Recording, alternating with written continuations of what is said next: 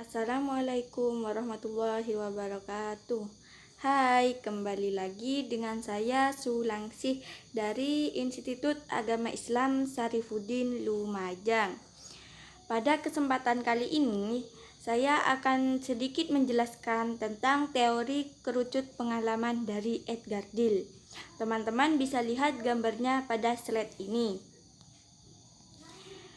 Untuk memahami peranan media dalam proses memperoleh pengalaman belajar bagi siswa, Edgar Dill menggambarkan dalam sebuah kerucut yang dinamakan kerucut pengalaman Edgar Dill. Kerucut pengalaman menjadi acuan secara luas untuk menentukan alat bantu atau media pembelajaran apa yang sesuai agar siswa memperoleh pengalaman belajar secara mudah.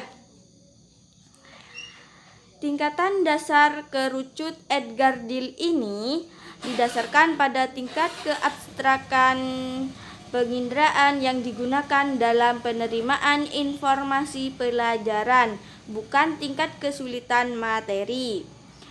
Pengetahuan siswa akan semakin abstrak jika pembelajaran menggunakan media, bahasa, dan verbal, sehingga nantinya akan menimbulkan perbedaan persepsi antara siswa dan guru. Kerucut pengalaman ini berfungsi sebagai suatu visual yang sama dengan tingkat konkret dan abstraksi metode mengajar dan media pembelajaran.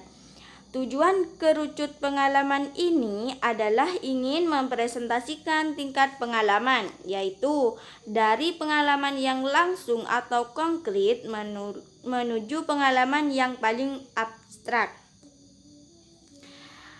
Metode belajar menurut Edgar Dill terbagi menjadi 4 metode. Yang pertama yaitu metode belajar dengan cara verbal, yaitu seperti membaca dan mendengarkan.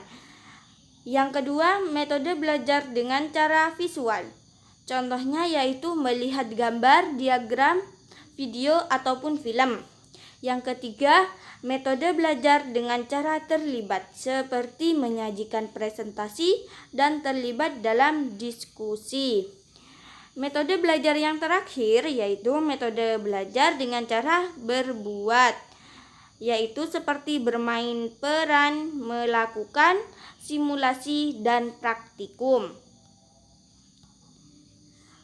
Daya ingat pada proses pembelajaran menurut Edgar Dill adalah sebagai berikut. Daya ingat peserta didik dari apa yang dia baca adalah 10%. Daya ingat peserta didik dari apa yang dia dengar yaitu 20%. Dan daya ingat peserta diri dari apa yang dia lihat yaitu 30%.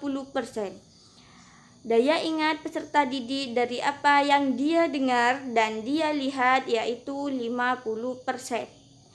Daya ingat peserta didik dari apa yang dia katakan yaitu 70%. Dan daya ingat peserta didik dari apa yang dia lakukan yaitu 90%.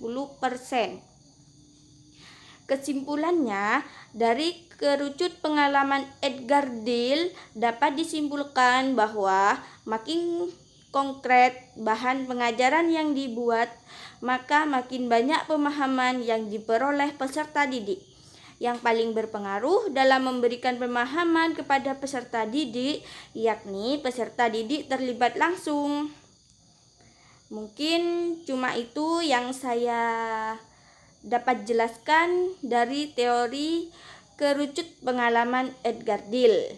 Sekian dari saya. Wassalamualaikum warahmatullahi wabarakatuh.